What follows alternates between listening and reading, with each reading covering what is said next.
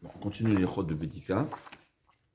Celui qui est à l'hôtel, il va accomplir la mitzvah de brûler le chametz, c'est bien de demander évidemment, mais on peut prendre avec soi des moments, c'est-à-dire il n'y a pas une obligation de brûler le chametz. Si j'ai du chametz, je dois le brûler, mais il y a quand même une mitzvah de faire. Celui qui va accomplir cette mitzvah, il amène avec lui des bonbons. En général, à un moment, il y a du sucre qui provient de blé, c'est pas évident. Quand c'est pas écrit c'est chametz, ça pourrait être chametz.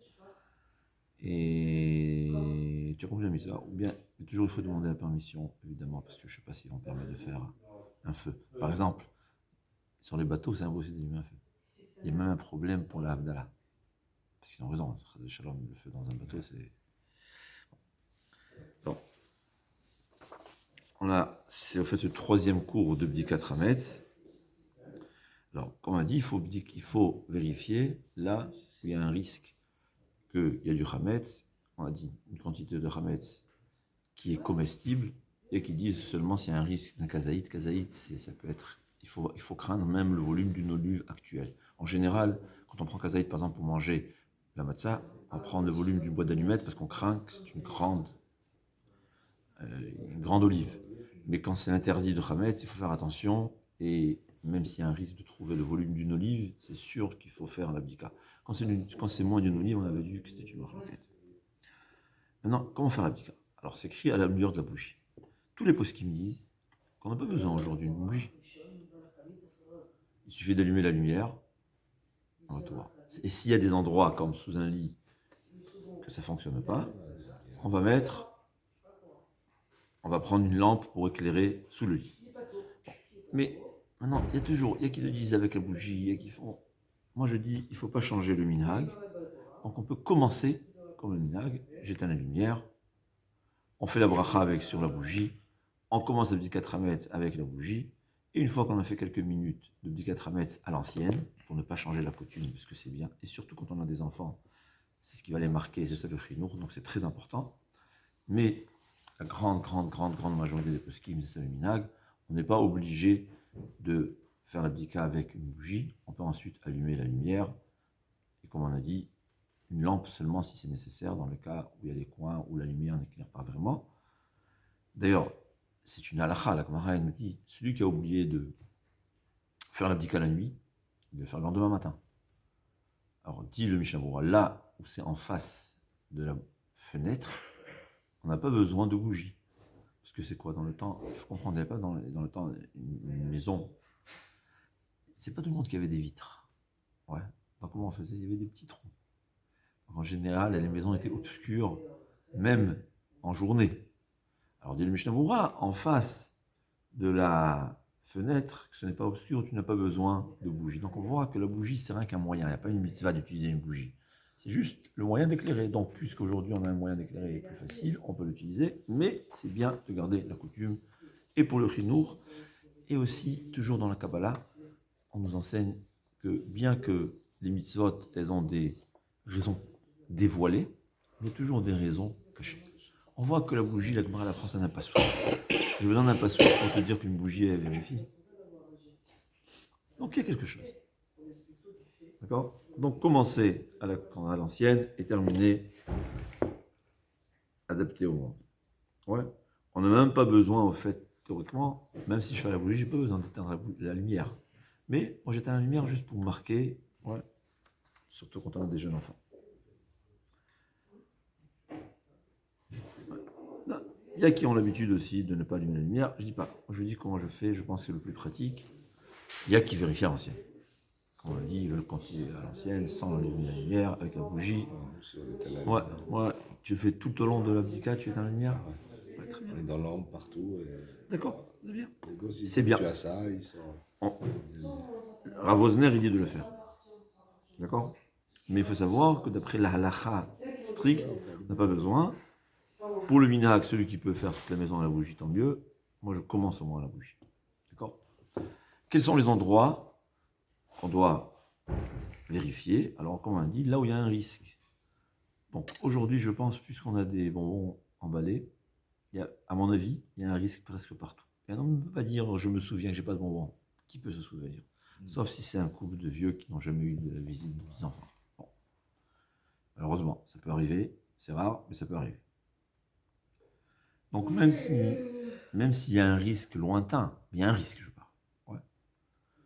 C'est quand même, il faut absolument faire l'abdika. Est-ce qu'on doit vérifier les armoires dans lesquelles on met nos habits? Non, parce que qui va mettre là-bas, même des bonbons, je ne sais pas si on va regarder là-bas, mais, les poches. Ouais. Alors les poches, il faut savoir que puisque parfois on met du chametz, ou même des fois ça tombe, il faut l'abdika. Mais on n'est pas obligé de faire entrer la main, il suffit de toucher. Ouais. Et si on a lavé les habits, donc on considère que même s'il y avait du chametz dedans, ça s'abîmait sauf si c'est des bonbons. Parce que c'est emballé. Ouais. Et un chien peut continuer à manger, mais à un moment qui a été emballé, je ne sais pas si je le mangerai, mais c'est comestible. Mais, donc ça dépend aussi, c'est pratique. Donc c'est sûr qu'il faut s'assurer, en général, c'est ce qu'on fait. Benot Israël Kshirot, on vérifie les armoires, on remet en place. Il faut vérifier qu'il n'y ait pas du chametz dressé dans ses costumes. Il faut vérifier dans les poches, vraiment, qu'il n'y ait pas de bonbons, surtout on vient de la synagogue. Bon. En France, il n'y a pas de hérouve, mais en arrête, il y a le hérouve. Des fois, on peut oublier des bonbons, donc il faut, oui, vérifier les poches.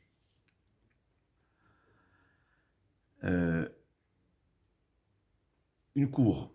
Ouais. Dans la cour, il y a peut-être du chametz, dans mon jardin. Voilà. Est-ce que dans mon jardin, je dois vérifier? Alors, il dit, si il y a facilement des animaux qui passent, ouais, des oiseaux. Donc, on considère que même s'il y avait du chametz, c'est sûr qu'il a été mangé par les animaux qui s'y trouvent. Des animaux de l'extérieur, je parle. C'est pas que j'ai des animaux domestiques. Pendant les animaux sauvages, il y a toujours... Il y a des chats, ou des... J'ai pas des chiens, mais il y a des chats, il y a des oiseaux, surtout les oiseaux. Quoi. Mais s'il sait... Voilà, c'est la différence, je m'excuse. Si je sais que j'ai déposé un morceau de pain, une miche de pain, je dois aller vérifier, m'assurer que les oiseaux ont pris. Mais si je ne suis pas certain qu'il y a du pain, je crains peut-être qu'il y avait du pain, comme il y a peut-être qu'il y avait du pain, puisque en principe, les oiseaux ont mangé tout le pain qu'il y avait, en principe, va annuler mon doute, peut-être qu'il y a du pain. Mais si je suis sûr qu'il y a du pain, si j'ai la possibilité, je dois vérifier. Parce que je ne peux pas me compter sur le fait qu'en principe, les oiseaux ont mangé quand je sais que c'était sûr qu'il y avait du chametz. Donc, celui qui a l'habitude de jeter du pain dans son jardin, il doit aller faire attention. Si hier, il a fait attention, il a vu qu'il n'y a pas de chametz, je ne sais pas. Comment on dit, faire attention. S'il sait, il se prépare à Pessah, et déjà 3 jours avant, il vérifie qu'il n'y a pas de chametz. Alors, parce qu'il a fait dans l'intention pour le Pessah.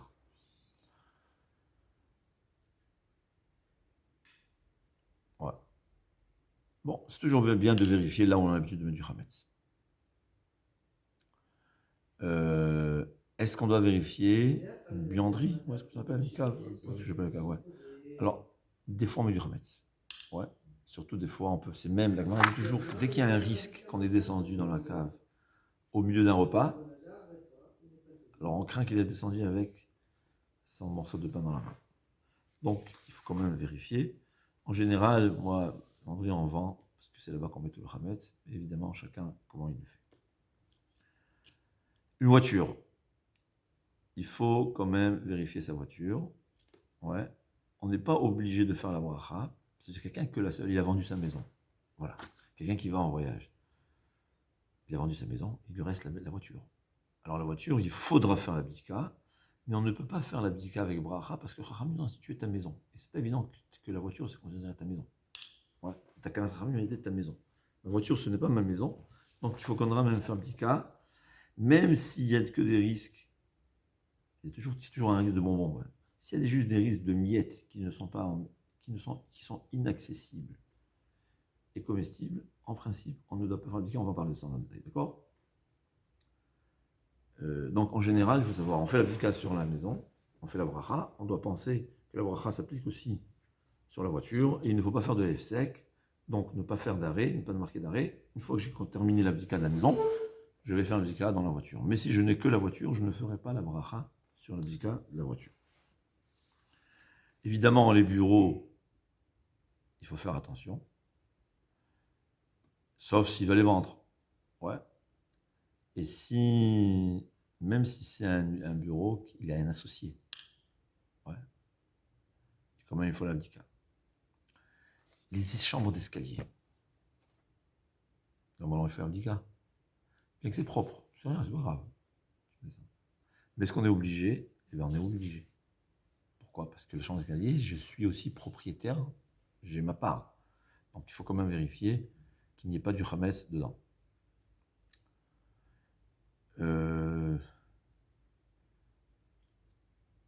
Voilà.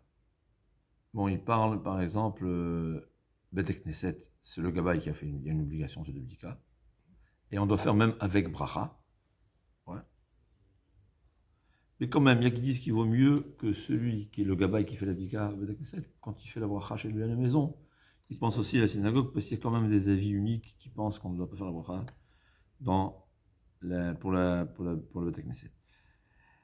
Voilà, les Bachouri Yeshivot, qui ont leur chambre à la Yeshiva, avant, c'est leur chambre, et ils ont une obligation de faire l'abdika. Et s'ils ne vont pas être là-bas, les Seder, et ben avant de quitter, ils devront faire l'abdika. Sauf s'ils savent que la maison, que la Yeshiva va être vendue par le Rosh Yeshiva.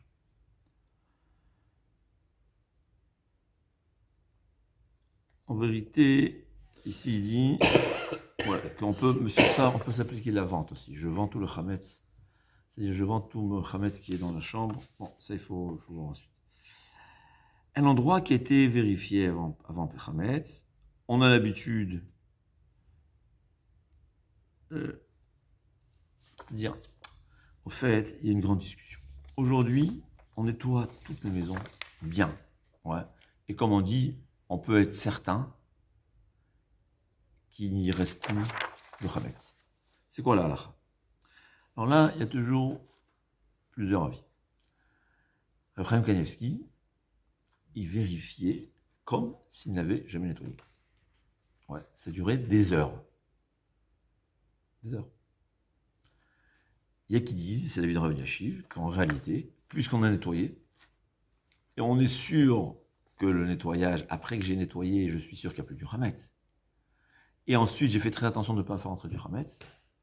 Au fait, Meikar a dit, on n'est pas obligé de vérifier, mais il faut quand même vérifier. Ce que moi je fais, c'est un peu un juste milieu, j'appelle ça le double check. Ouais. On revérifie. D'ailleurs, on cherche les petits times, les morceaux que la famille a cachés, c'est important. D'ailleurs, un conseil, il faut toujours on met les morceaux, il faut prendre moins de kazaït, un petit morceau. Pourquoi? Parce qu'au cas où c'est perdu, s'il y a kazaït, ça va être un gros problème, il faudra chercher dans toute la maison. Donc je mets dans un sachet en plastique un morceau qui est moins de kazaït. Deuxièmement, je demande à ma fille qui cache de noter sur papier là où ça a été caché. Parce que sinon, s'il y a un qui est perdu, on n'aura pas le droit de commencer à la Seder d'aller dormir jusqu'à qu'on va le retrouver. Donc, puisqu'aujourd'hui, on vérifie, on a bien nettoyé. Premièrement, les petits coins et recoins, on n'est pas obligé, parce que personne aujourd'hui n'utilise. Deuxièmement, on sait que c'est nettoyé, donc je dis toujours faire un double check, repasser l'armoire. On peut juste ouvrir et de revoir s'il n'y a pas vu d'œil. On n'a pas besoin d'aller derrière les assiettes, parce qu'on sait que ça a été vérifié. Rien que s'assurer que l'armoire, telle et telle armoire, a été bien nettoyée et vérifiée au fait par la chef de maison avant. Il y a qui préfèrent que chaque jour, ouais, à la fin de journée de travail, ouais, la femme elle commence à nettoyer la maison déjà 2 semaines avant. C'est Raphaël qui nous avait dit, c'est mieux, il préfère, que en fin de journée, elle a fait la chambre des enfants, en fin de journée, tu prends une lampe, une torche, et tu fais l'abdika. Ça s'appelle que tu fais l'abdika. Ouais. Et là, tu as fait une abdika, tu es sûr qu'il n'y a plus de Hametz, et dorénavant, je fais très attention de ne pas faire entrer du Hametz, il n'y a pas de problème. Évidemment, il y aura toujours une chambre qui va rester. Donc on va récapituler. Il y a qui disent qu'on va refaire l'abdika comme si rien n'était nettoyé. Ouais. Il y a qui disent qu'on n'est pas obligé de vérifier les coins et recoins. Il faut juste passer en revue avec la chef de maison qu'on a véritablement bien vérifié, bien nettoyé, et on s'assure que tout a été nettoyé. Donc c'est une abdika. Évidemment, d'après cet avis, c'est l'avis d'Rav Yashiv aussi, que Meikar a dit, puisque la maison a été totalement nettoyée, on est obligé de mettre les petits times, les petits morceaux, parce que, enfin le 10 c'est par Kabbalah, mais au moins un. Ouais. Pourquoi? Parce que je sais que la maison est propre. Et Rafal qui avait conseillé, encore mieux, qu'en fin de journée, à chaque fois, à chaque étape de nettoyage, en fin de journée, parce qu'il faut la nuit, avec une torche, la maman ou le papa, ils vont vérifier à la maison la chambre qui a été faite, que voilà, tout est propre. Ouais. C'est-à-dire, il faut vérifier toutes les poches, surtout quand c'est des habits d'enfant. Alors, il y a qui te diront, l'aile à céder, tu vas vérifier toutes les poches. L'aile abdicate, tu es obligé de vérifier toutes les poches. Ouais. Ouais, je sais, je repasse, on passe avec la femme, oui, on a revu, on a déjà nettoyé toute cette armoire, tous les habits qui sont dans cette armoire, donc je sais que ça a été nettoyé, ça s'appelle que j'ai fait l'abdicat Hametz.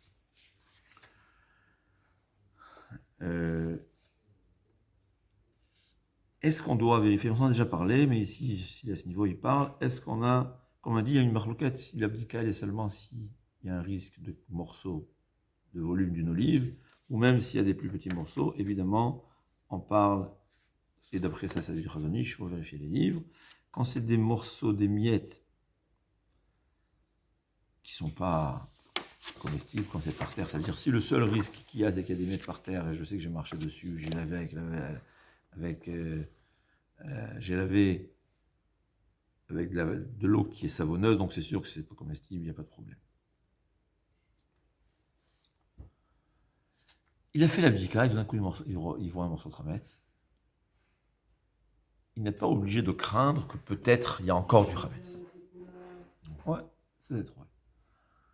Par contre, ouais, et si un enfant est rentré avec un morceau de pain dans une chambre? Ouais. Alors là, si on trouve des miettes, c'est le Shulchan Aruch. S'il a trouvé des miettes, on se dit il a mangé, et voilà les miettes qu'il a resté.